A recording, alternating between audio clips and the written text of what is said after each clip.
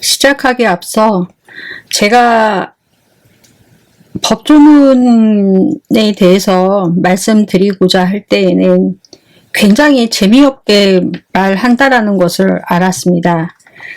쉽지 않은 내용이기도 하지만은 워낙 재미없는 내용이기도 하죠.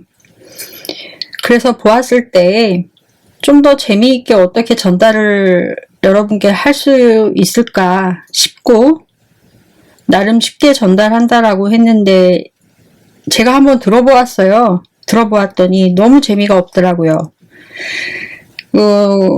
들은 생각은 이거는 나 역시도 재미없다라는 것은 내가 이해하지 못하고 있는 이야기를 하는 것이기 때문에 재미없게 말하는 것이다 라는 판단이 들었습니다.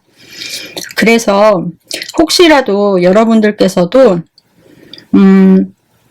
법조문 헌법전을 보실 일이 있으시다면은 보신 다음에 제게 이메일이나 댓글로서 소재를 주신다면은, 그러니까 재밌게 말할 소재가 주신다면은 그런 거를 또 이제 잘 엮어서 재밌게 한번 만들어 보도록 노력을 해볼 테니 한번 보실 기회가 있으시다면은 찾아보시고 저에게 소재를 제공해 주셨으면 합니다. 저를 한번 다시 되돌아봤습니다. 그래서 든 생각이었고요. 계엄령이나 여러 가지 우리 사회의 문제들을 놓고 한마디 드려볼까 합니다. 사안의 중대함이 있어 특정사 관련 이야기는 이번 이야기 다음으로 미뤄놨습니다. 12월 8일은 세계 인권 기념일입니다. 세계 인권 기념일을 맞이하여 여러 나라에서 기념식을 하거든요. 1948년에 세계 인권 선언을 제정하잖아요. 우리나라의 경우에는 전 세계 전체로 봤을 때 높은 수준의 인권 의식이 있다라고 말할 수 있습니다. 프란치스코 교황님이 우려한 바는 뭐냐면 인권, 통상적으로 우리는 인권을 단수형으로 쓰지만 인권은 영어식으로는 복수형이에요. 인간의 기본적인 권리들을 펀더멘탈 휴먼 라이츠를 편의상 우리말로 인권 이렇게 번역해서 쓰거든요. 인권은 여러 가지 권리들을 세 가지 정도로, 그러니까 세 가지의 카테고리 정도로 묶어놨다라고 생각을 하시면 이해하시기가 편하실 것이라고 생각을 합니다. 하나는 자유의 영역에서의 권리들, 그 안에 시민권과 정치권이 있습니다. 정치권을 쉽게 말해서는 나를 다스리는 사람은 나다. 인간을 다스리는 것은 인간 자신이다. 이런 얘기고, 시민권은 시민으로서의 권리, 주체로서의 권리, 양심의 권리, 표현의 자유, 집회 결사의 자유, 이런 것들을 시민으로서의 시민권이라고 하거든요. 그리고 이런 것들을 아울러 자유권이라고 하고요. 두 번째로는 평등의 영역이 있습니다. 경제 분야의 영역들의 권리, 노동권, 소유권이 여기에 해당합니다. 그 다음에 문화권의 경우에는 교육에 대한 권리, 그리고 사회의권을 말하는데요.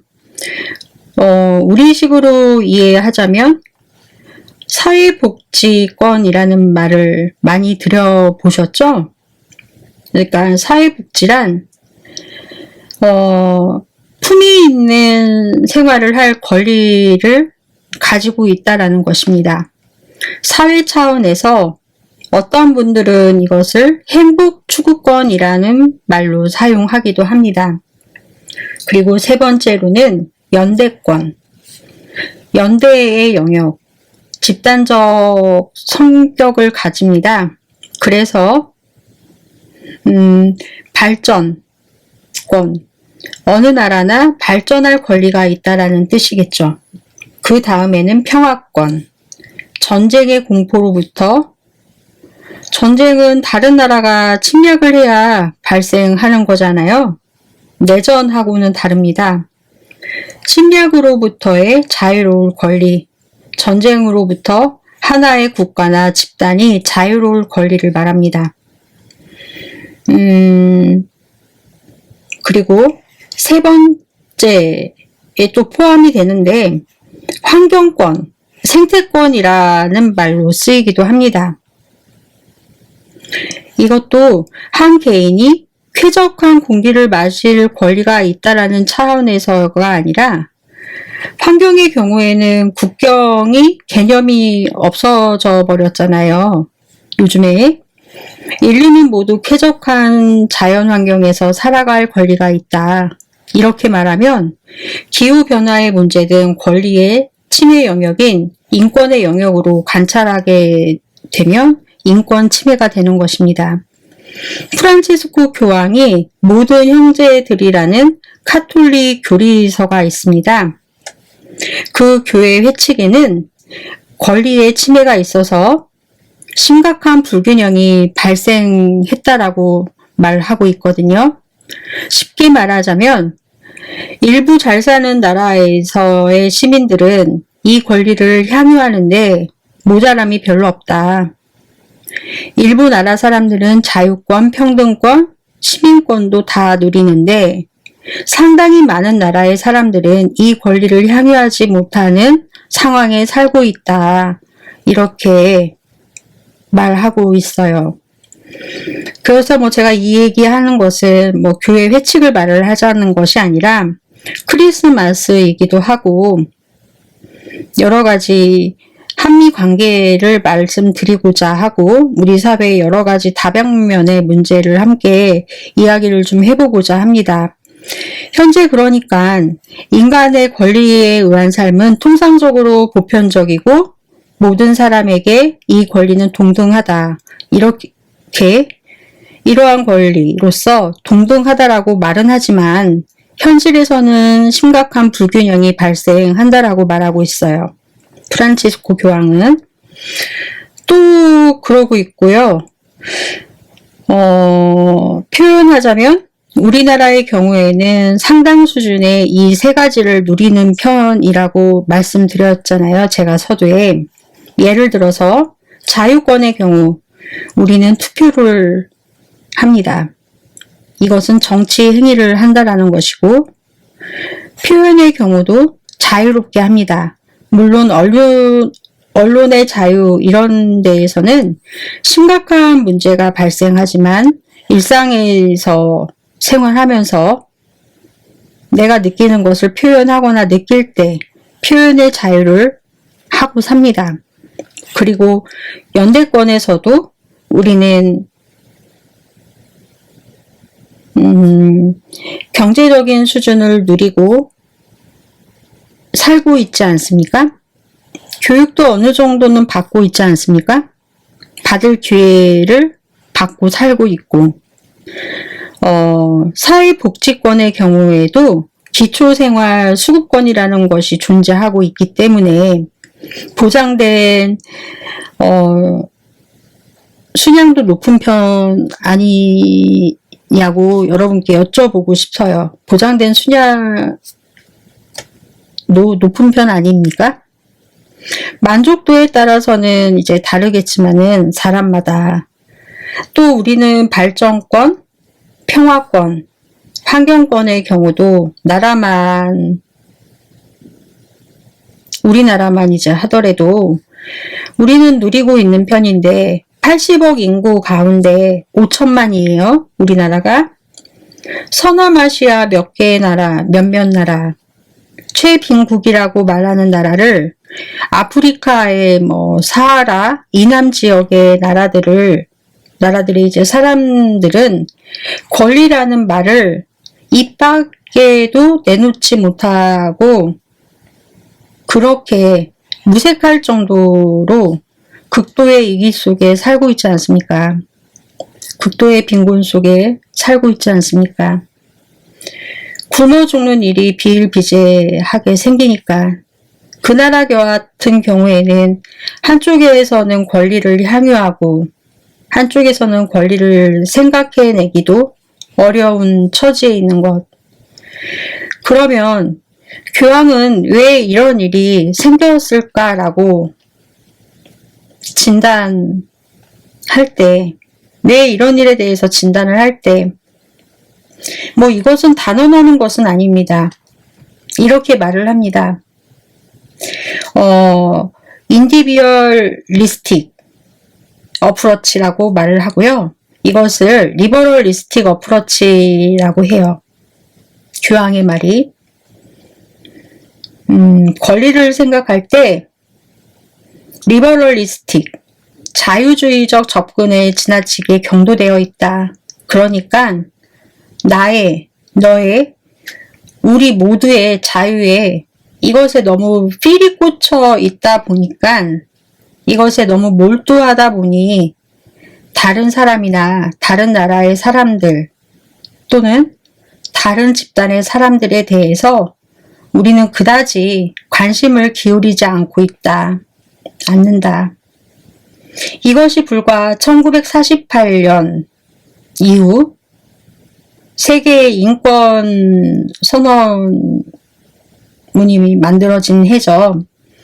지금이 2024년이니까 72년밖에 안 된 것입니다. 72년 동안 인류는 인간의 기본적인 권리들, 인권 선언을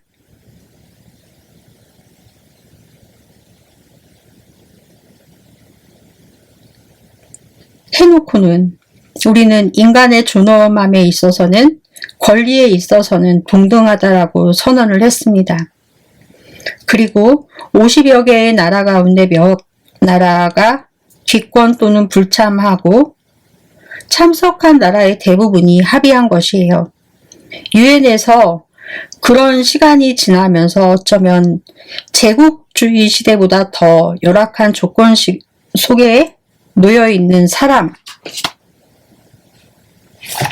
사람들이 더 많아져 버린 거죠. 인구도 폭증했고 늘었고, 그러면 우리는 리버럴리스틱한 자유적인 접근이라는 것이 역량 있는 한 개인이나 집단에게는 날개가 되는데 역량이 없거나 허약한 사람들에게 자유란 쓰러지는 거잖아요. 그쵸? 내가 체력이 있는 그러한 상태에서 마음껏 뛰어놀아 이렇게 허락을 했을 때 운동장이라는 공간은 놀이터가 될 수 있죠. 하지만 체력이 없고 내 몸이 아프고 허약한 상태에서 뛰어놀으라고 허락을 할지언정 그 놀이터는 운동장은 그림의 떡이잖아요. 그러한 일이 벌어지고 있다. 과거에는 몰랐다라고 치면 그랬을 때는 덜 부끄러웠을 텐데 정부 통신의 혁명을 노래하는 현재 어떠한 정보를 숨기거나 모른다라는 것은 말이 안 된다라는 겁니다. 내가 몰랐다라는 것은 내가 외면했다라는 것이죠. 말하자면 그러한 것들은 보려함에 있어서 게을렀다라든지 이것을 거칠게 말하면 의도적으로 보려하지 않았다. 좋은 것만, 특히 나 좋은 것만 취사선택했다. 취사선택해서 취했다. 이런 정도, 이렇게 해석할 수 있습니다.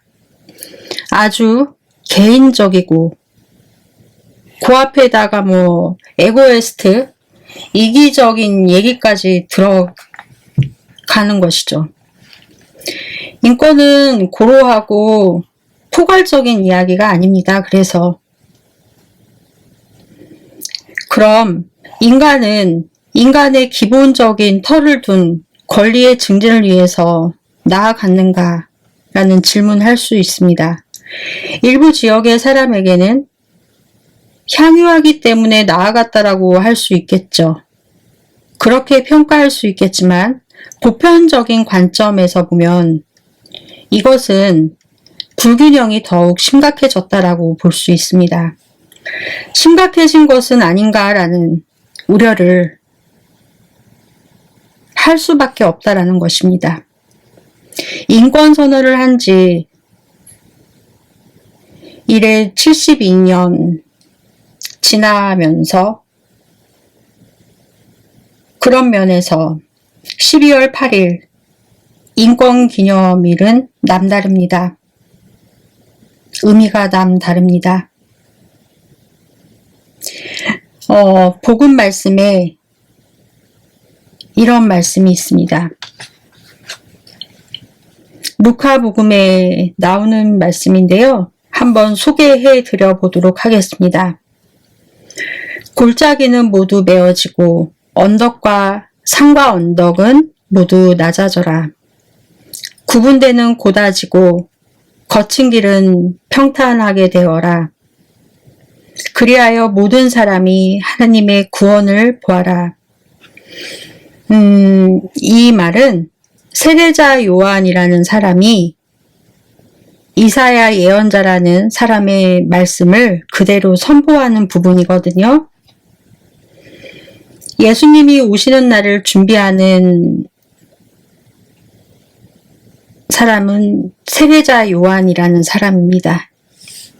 이 복음을 이렇게 해석해 볼 수 있습니다. 골짜기가 깊잖아요. 그 말의 뜻은 한 번 떨어지면 다시 못 기어 올라온다는 얘기잖아요. 골짜기가 깊은 것은 좋은 게 아닙니다. 사회에서 오히려 골짜기는 낮아야지 떨어져도 충격이 덜하고 떨어질 대로 덜 아플 수 있죠. 또 다시 올라올 수 있는 거잖아요. 골짜기가 모두 메어지고 산과 언덕이 모두 낮아져라.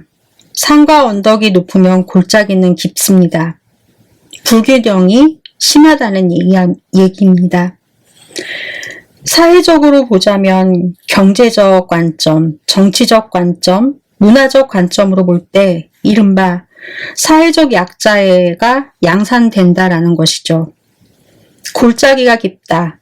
권력의 정점에 있는 사람과 권력을 그다지 갖지 못한 사람의 높이가 크다.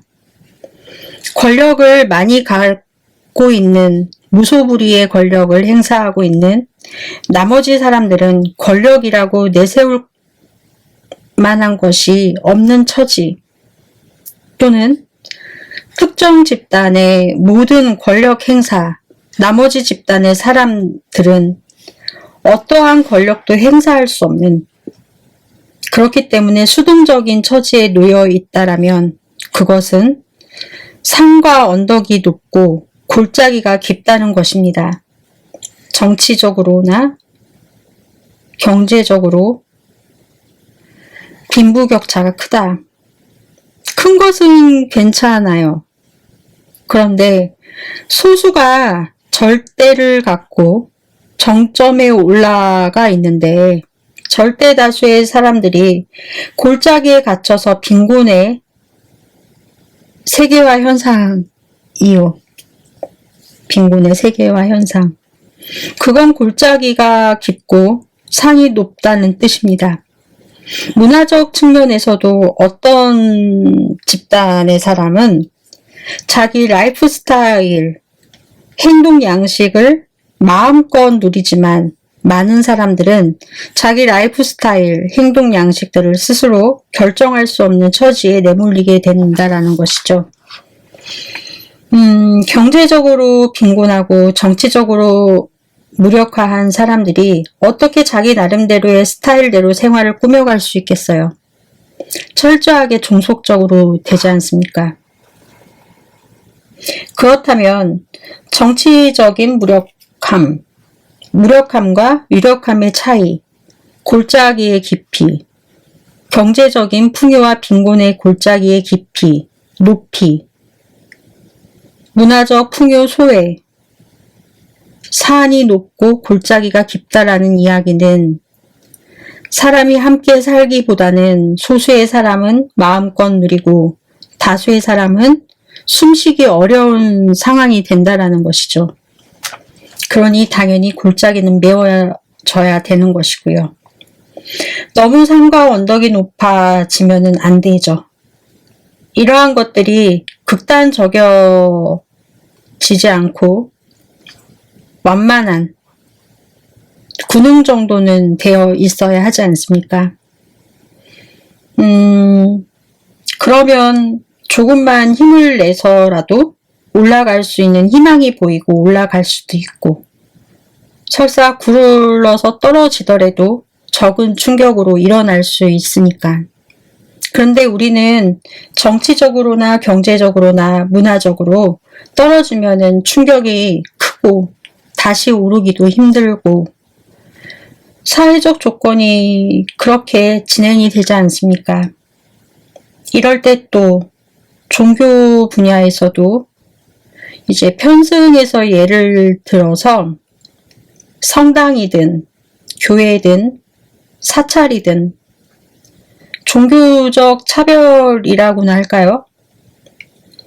경제적으로 풍요로운 사람, 정치적으로 유력한 사람, 문화적으로 자기 나름대로 품위 있게 사는 사람들끼리 성당이나 교회, 사찰에서 하느님을 찾고 부처님 앞에서 기도하고 합니다.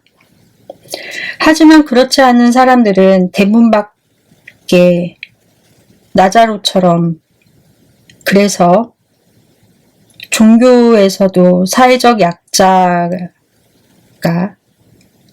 배제 혹은 차별을 받는다라고 하면은 말 그대로 최악이다라는 것입니다. 프란체스코 교황에서의 가르침을 따르자면 그렇다라는 뜻입니다. 그래서 오늘은 크리스마스이기도 했고 해서 복음 말씀을 사회적 조건으로 한번 성찰할 수도 있다라고 해서 이러한 말씀을 전하고자 합니다. 얼마 전 우리에게 있었던 12.3 계엄 사건도 있었고 해서 한번 성찰의 기회를 한번 삼아보자 라는 뜻에서 전하는 것이고요. 우리 사회적 조건이 골짜기가 너무 깊은 것은 아닌가, 정치든 경제든 문화든 산이 너무 높은 것은 아닌가, 길이 너무 굵은 것은 아닌가, 그러한 것들을 생각해 보면서 사회적 조건을 어떻게 개선되어야 할 것인가, 또 제도나 규칙이나 법을 통해서 또는 문화 양식을 통해서 어떻게 이것을 낮출 것인가, 산과 언덕을 낮출 것인가. 이사야 예언자의 말씀대로라면 그렇다라는 것입니다. 그것이 우리가 종교를 가지고 있다라면 종교인으로서 자세인 것이고, 또 종교가 없으시다면 현실 속에서 길을 똑바로 낼 순 없어도 적어도 골짜기를 메우고 산을 낮추고 굽은 길을 펴려는 그러한 노력을 나부터, 내가 먼저 편리함을 조금 버리고 나의 배부름을 내 이웃과 나눔으로써 함께 배부를 수 있는 실천적 삶을 비단 작은 행동일지라도 생각만 하는 것이 아니라 생활을 하면서 문득 든 이러한 생각들을 내가 기분 좋을 때 행동하는 것이죠.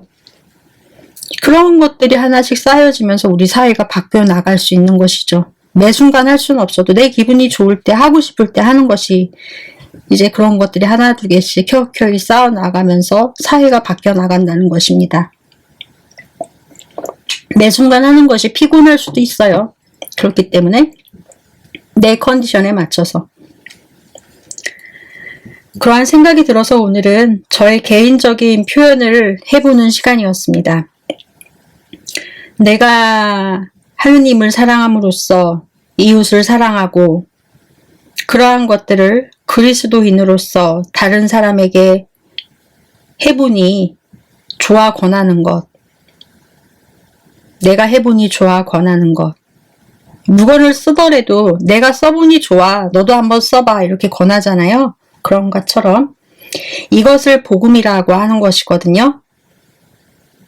그래서 오늘은 내 이웃을 내 자신처럼 사랑하라라는 교회의 말과 이재명 대표의 말처럼 말로만 할 것이 아닌 운명 공동체는 한 테두리, 그러니까 백성이라는 표현이라고 할게요. 쉽게 한 백성, 한 운명 공동체, 당연히 사랑하는 것이죠. 한 백성, 한 운명 공동체는 당연히 사랑하는 것입니다. 가족 사랑처럼 당연히 하는 것이죠. 우리 정당 내 사람들, 지지자들은 당연히 내가 사랑하는 공동체라고 볼 수 있습니다. 그런데 내 이웃을 너 자신처럼 사랑하라라는 것은 범위를 넘어서는 것이거든요. 재인도하는 그런 것도 넘어서는 것입니다. 이웃 사랑의 양식을 말하자면 소셜 미션, 사회적 사랑이라고 표현할 수 있어요. 이웃은 허공에 살지 않고 있고 사회에 살고 있기 때문입니다. 그 이웃이 한 인격체인데 사회적 인격체라는 것이죠. 그 이웃이 자기 의견을, 자신의 삶을 스스로 꾸려나가지 못하고 있다. 그것은 정치적 조건입니다. 이웃이 자기 나름대로의 행동 양식과 생활 양식을 가지지 못한다는 것은 문화적 조건입니다. 이웃사랑의 조건은 정치적 조건, 문화적 조건, 경제적 조건, 종교적 조건까지 개선하는 것까지 포함하는 것입니다. 포함되는 것이고요. 좋은 정치인이라는 어떤 게 좋은 정치인인 것 같으세요? 여러분은 좋은 정치인이란 어떤 게 좋은 정치인이라고 생각을 하시나요? 좋은 제도, 좋은 정책, 좋은 규범을 만드는 데 노력하는 것이고, 그럼 네가 말하는 좋은 것이 뭐냐라고 물으시겠죠? 사람들에게 많은 일자리를 주고, 그럼으로써 경제적 질서, 경제적 제도, 경제적 규범 아니겠습니까? 그러면 사회적 사명, 소설 미션을 수행한다는 말, 복음화를 수행한다라는 말, 이웃을 사랑한다는 말과 좋은 정치인을 만들어내는 일은 무관하지 않잖아요. 오늘날 사회에서는 안타깝게도 우리나라뿐만 아니라 전 세계적으로도 좋은 정치인보다는 인기 있는 정치인들, 사람들의 득표의 거의 대부분 이제 선출직이니까 이것을 또 다른 말로 하면 포퓰리즘이라고도 부르잖아요. 포퓰리즘의 가장 최악은 뭐겠습니까? 포퓰리즘의 가장 최악은 뭘 것 같으세요? 인간이 가지고 있는 가장 밑바닥, 이 가장 밑바닥에 있는 본능을 자극하는 것입니다. 이 본능을 자극하는 것인데요. 이 밑바닥의 본능, 이 욕망 중에 제일 쓸데없는 것을 자극하는 것입니다. 어떤 것? 미움, 증오. 이 미움, 증오입니다.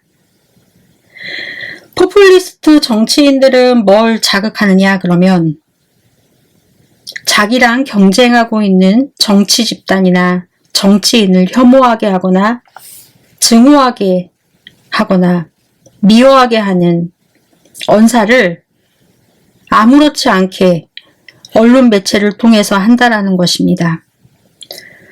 사람들은 그것에 열광하고 열광한 한쪽에서는 부글부글거리고 이글거리고 한쪽에서 열광하고 나면 한쪽은 또 혼란스러운 것이고 그렇지만 이 사람들은 한 표라도 더 받기 위해서 권력을 갖기 위해서 이러한 정치인은 국민의 삶은 영유하기 위한 역할을 해야 하는데 전 세계적으로 포퓰리즘 정치인들은 권력을 획득 유지하고 행사하는 것으로만 치환돼 버렸다는 것입니다. 우리 사회의 정치인이란 어떤 것이냐? 국민의 삶을 영유하기 위한 정치인가? 또는 이해관계를 올바르게 조정하는 정치인인가? 라는 질문을 드려보고 싶습니다. 여러 집단 사이에 사회에는 이해관계가 반드시 존재해야 합니다. 사회에는 이해관계가 조정의 문제가 있으니 존재합니다. 이해관계가. 그리고 사회 질서를 잘 세우는 역할을 하고 있는가? 질문 드리고 싶습니다. 또는 권력을 획득하기 위해서 획득한 권력을 유지 강화하기 위해서 획득한 권력을 행사하기 위해서 정파적인 다툼을 벌이는 정치로 보고 있는가?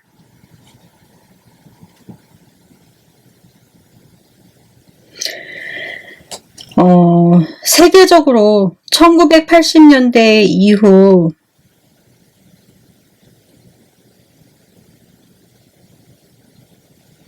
전 세계적으로 이러한 획득한 권력을 정치가 권력의 획득과 행사, 유지, 동일시하는 현상으로 권력 다툼으로 국민의 삶은 피폐해져 버린다라고 나왔어요. 정치 부분에서 목소리는 시끄러졌는데 과연 국민의 삶은 개선되었는가 과연 그렇다라고 하면은 개선되었는가 한번 생각을 한번 정치인 여러분들께 해보시라는 것입니다. 힘없고 약한 사람들도 공동체 구성원으로서 함께 살고 있는가? 공동체 성원으로서 사회적 약자를 내다 버리고 있지는 않는가? 질문 드려보고 싶습니다. 이해관계도 어떤 집단에게는 이로움을 몽땅 다 몰아다 주고 다른 집단에게는 해로움을 강요하고 이해관계를 조정하기보다는 질서를 강요하고 해로움을 강요하고 질서는 온데간데 없고 이런 것은 이제 약육강식으로 더 퍼스트 먼저 온 사람이 혹은 더 스트롱 가장 강한 사람이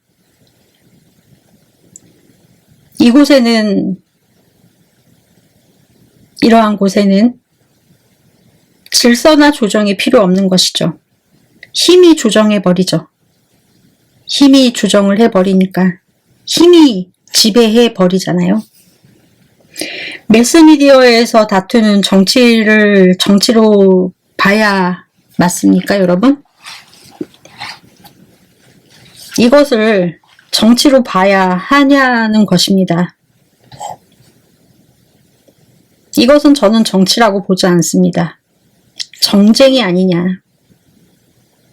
정쟁이라고 또 말하면은 품이 없어서 그런지 또 이런 말은 또 싫어할 수도 있죠.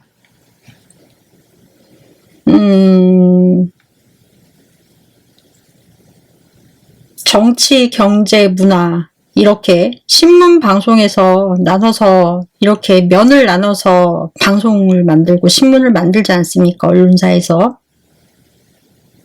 뭐 종합편 이렇게 그렇게 하지 말고 정직하게 포커스를 맞춰서 정쟁면이라고 해라. 이렇게 말하고 싶어요. 라디오 영상 매체도 뭐 이렇게 말합니다. 정치 소식이라고 하죠. 그렇게 하지 말고 정쟁 소식이라고 해라. 뉴스를 다룰 때도 뭐 정치 뉴스 이렇게 하지 마시고 정쟁 뉴스라고 해라. 정치 소식 이런 거 하지 말고 오늘의 정쟁 이렇게 해서 솔직하게 대중매체는 대하여라. 정쟁과 정치는 다릅니다. 정쟁과 정치는 다른데 이렇게 혼동해서 사용을 해버리면 현 시대의 정치인들은 그렇게 하고 있는데 혼동해서 사용해버리면 매체가 앞장서서 사용하고 있지 않느냐. 개선해서 사용해라 라고 말하고 싶습니다. 소셜 미션을 말하는데요. 사회적 소명으로서 힘없고 약자인 사람도 품이 있는 삶을 살고 싶으니까 적어도 저같이 힘없고 약자인 사람도 품이 있게 살고 싶다라는 것입니다. 그러니까 매스미디어 대중매체들은 소셜 미션을 행하십시오. 대중매체는 솔직해지십시오. 이것이 당신들의 소셜 미션입니다. 정치 소식, 정치 뉴스 하지 마시라. 정쟁 뉴스, 정쟁 소식, 정쟁면이라고 하시라. 한미 동맹 관계는 지금까지의 군사 동맹에서 경제 동맹으로 또 기술 동맹으로 확장되어 왔는데 앞으로는 인권, 환경 동맹으로 확장되어 나갈 것이 분명하다. 대한민국이 겪고 있는 이 혼란도 결국 민주주의의 자유가치, 민주주의 진영의 긴 호흡을 전 세계에 보여주게 될 텐데 그 과정에서 한미 관계도 더 단단해지고 발전해 나갈 것이다. 특히 미국 정부의 많은 관심을 받고 많은 도움을 받게 되었다. 한미 관계뿐만 아니라 한미일 간의 협력 관계도 계속될 것이 분명하다. 라고 지난 주한미 대사 필립 골드버그를 만나 이재명 대표께서 하신 말씀이십니다. 제가 이제 간략적으로 추렸습니다. 전략적인 수정임에는 분명합니다. 이재명 대표의 평상시 이제 외교 모습을 보았을 때랑 비교를 하자면요. 전략적 수정임에는 분명하다. 여의도 대통령인 야당 과반 이상의 정당 대표의 이러한 발언은 한미일 관계의 발전과 강화를 다짐한 것이라고 보수 우파 지형에서나 중도 우파에서는 환영하고 볼 것이다 라고 저는 생각을 했거든요. 그러므로 이쪽에서는 인색하게 볼 것이 아니다 라고 보여졌습니다. 지금 이재명 대표는 이렇게 나아가시고 계십니다. 국민의힘에서는 이재명은 안 된다라고 무조건 이러고 있는 것은 도태된 전략이다라고 보여진다라는 것입니다. 합리적인 보수우파 보수 중도는 이성적인 분들께서는 인내심을 가지시고 들어주시고 관심을 가져주시고 함께해 주시길 바라는 바입니다.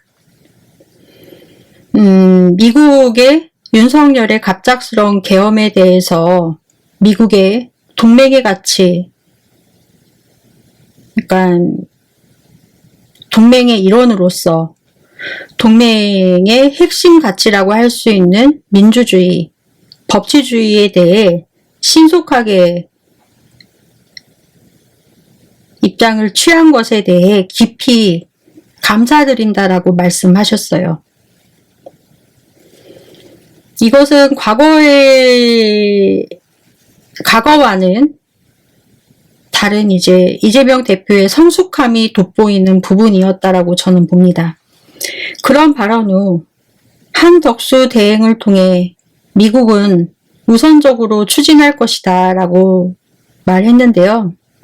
이 말은 한덕수 대행에 대해 미국의 입장을 말한 것으로 보여졌습니다.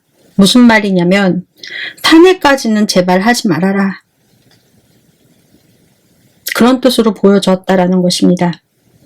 대한민국의 대통령이 될 인물은 정치적으로 미국과의 관계를 어긋나게 해서는 안 된다라는 이야기를 에둘러서 대표적으로 한 것으로 보여졌다라는 것입니다.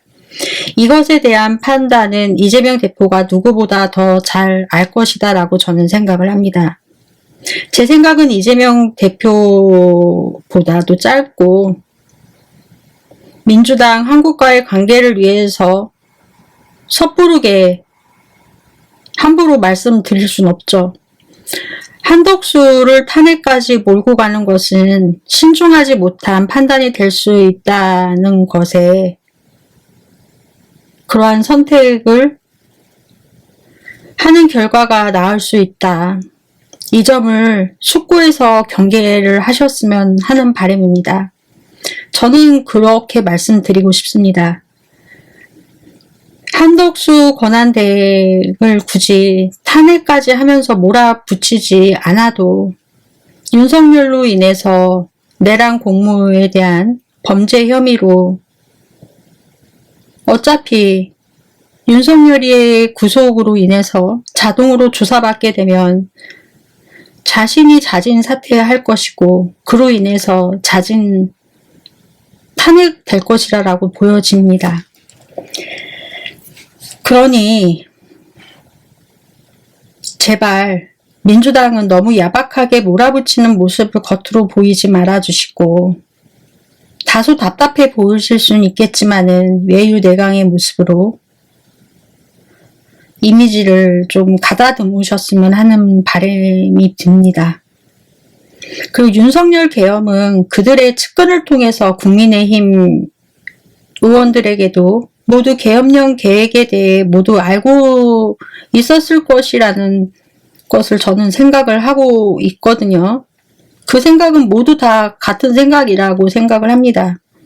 국민의힘 의원들의 일사천리로 움직이는 것이 지극히 이상할 정도로 침착한 움직임의 모습과 대응하는 자세들로 봤을 때 그들은 모두 알고 있었다. 그러한 소문들이 김민석 의원의 손까지 들어갔다라는 것이고 다만 그 일시가 명확하지 않았지만 이러한 소문은 김어준에게도 들어갔다라는 것이지 미국 정부로부터 알게 된 내용이다라고는 보여지거나 생각되지는 않는다라는 것입니다. 한마디로 평소부터 계엄령에 대해 떠들고 다녔던 윤석열의 이야기가 누군가의 입을 통해서 안 들어갔다라는 것은 만무하다라고 저는 보여지고요. 이것은 발 없는 말이 천리 간다라고 밖에 보여지지 않는다라는 것입니다. 그리고 더불어민주당 의원님들과 관련 있으신 분들께 한 말씀 드리고자 합니다. 더불어민주당 지지율이 52.4%, 국민의힘이 25.7%로 현 정부 들어 각각 최대치와 최저치를 경신했다라는 여론조사가 12월 16일에 나왔습니다. 양당 지지율의 차이는 26.7%의 포인트로 현 정부 들어 가장 크게 벌어졌어요. 악어입이 쫙 벌어지듯이. 이번 조사는 윤석열 대통령 탄핵 소추안 가결 전 이뤄진 결과입니다. 여론조사 전문기관 리얼미터가 에너지 경제신문의 의뢰로 지난 번에 이루어졌는데요. 12월 13일 양일간 전국 18세 유권자 1001명에게 물은 결과입니다. 더불어민주당은 3주 연속 상승하면서 작년 대비 10월 2주차 이후 1년 2개월 만에 최고치를 경신했어요. 이번 조사에서 조국혁신당의 지지도는 4%로 창당 이래 최저를 기록했어요. 지난주 8%에서 절반인 4%포인트가 빠져나간 것입니다. 조국 전 대표의 수감이 16일이었죠. 그 영향이 큰 것으로 보입니다. 한국갤럽이 매달 조사하는 장내 지도자 선호도에서 이재명 대표가 37%, 한동훈 국민의힘 전 대표가 5%, 홍준표 대구시장이 5% 각각 나왔습니다. 조국혁신당 조국 전 대표가 3% 나왔고 1%, 2%는 다 빼버리도록 하겠습니다. 더불어민주당 자체 지지층에서 이재명 대표의 지지율은 69%로 높았습니다. 이 안에서 홍준표 시장은 18%, 한동훈은 16%를 기록했습니다. 제가 이 이야기를 드리는 이유는 더불어민주당 지지율이 52.4%가 나왔어요. 이재명 대표의 지지율은 37%가 나왔습니다. 이거 어떻게 설명하실 것입니까? 정당 지지율보다 대통령 장내 지도자 선호도에서 이재명 대표의 지지율이 정당 지지율보다 떨어졌어요. 이거 어떻게 설명하실 겁니까? 더불어민주당은 지금 탄핵에 몰두하고 있는 것은 당연하다. 하지만 탄핵의 시간이 길어지면 길어질수록 이재명 대표가 장내 지도자 선호도에서는 밀려난다. 지금 더불어민주당 의원들은 당신들의 전리품을 챙기시기 급급하십니까? 당신 개개인 의원들의 전리품 챙기시기 급급하십니까? 아니면 이재명 당 대표가 대통령이 되셔서 여당이 집권 여당이 되기를 원하십니까? 정권 교체가 목표십니까? 여쭤보는 것입니다.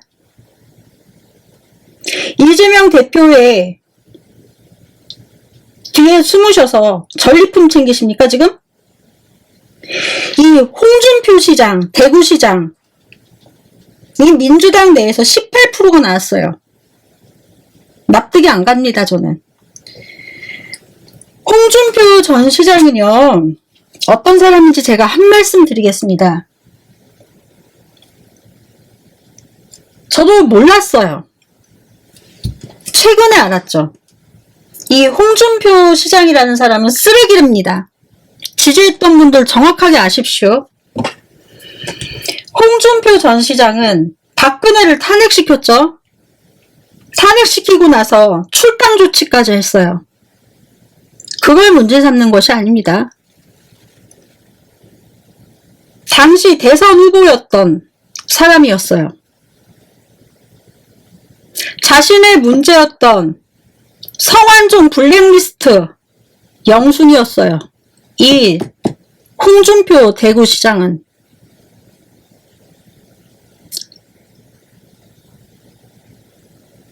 그 사건으로 인해서 윤석열과 엮였죠. 윤석열에게 봐달라고 부탁했을 거 아닙니까? 문재인에게 대통령 자리 넘겨주고, 그로 인해서 현재까지도 윤석열에게 아무 말을 못하고 있는 거 아닙니까? 그러한 내란이 아니라 소란에 불과하다라는 그런 쓸데없는 개소리나 나이 쌀 드셨으면서 씨부리시고, 그런 사람을 민주당이 지지합니까? 깨어나십시오, 여러분. 홍준표라는 인간은 그딴 인간입니다.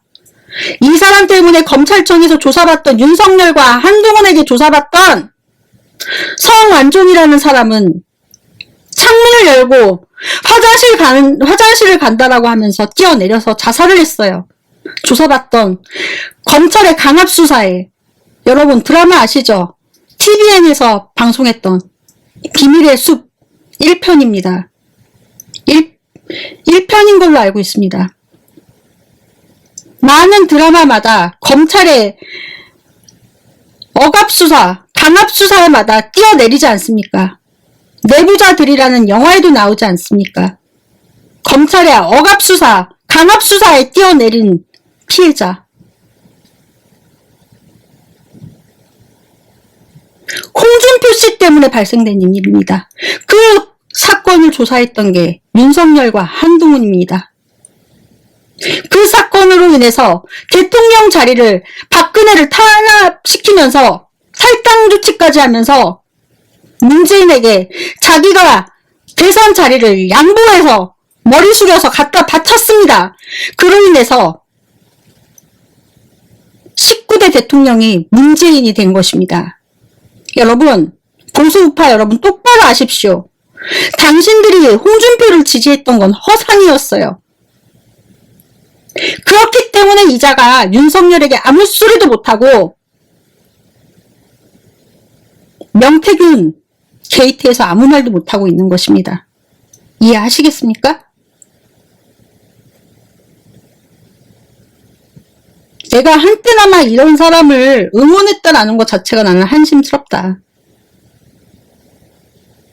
궁금했습니다. 이자가 왜 명태균 게이트에 왜 아무 말을 못하고 있는 것인가? 왜 이자가 쓸데없이 윤석열을 저렇게 옹호할 것인가?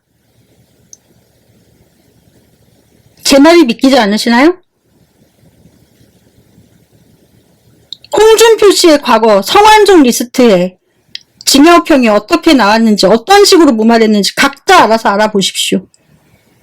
자기가 알아봐야 알기가 쉽습니다. 제가 한두 개는 올려드려 보도록 하겠습니다. 이런 자입니다. 이런 자가 민주당 지지율 내부에서 18%가 나오고 한동훈이가 16%가 나옵니다. 이게 말이 됩니까? 그나마 한동훈은 이번 계엄령에서 사람을 살렸죠. 그럽시다. 그거의 공은 인정해 준다라고 칩시다. 계엄령을 막았다고 손 칩시다. 그렇지만 저는 한동훈을 용서 못해요. 그건 저 개인적 사정이고. 더불어민주당 국회의원 여러분, 민주당 지지율보다 이재명 대표 지지율이 낮아요. 정신 똑바로들 차리세요. 이재명 대표 지지율 당장 높이세요. 민주당 지지율보다. 이렇게 해서 이재명 대표 대통령 못되고 정권교체 못하면 당신들 책임이야다.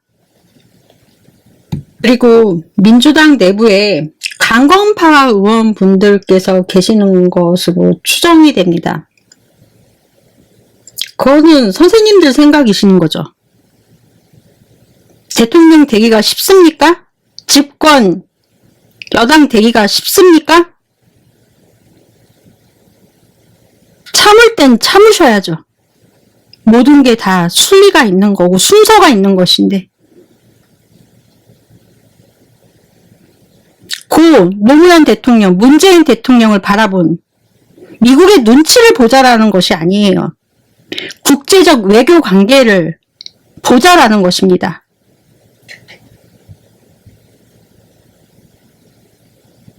무슨 말씀인지 이해하시겠습니까? 우리 대한민국의 이미지를 보자라는 것입니다.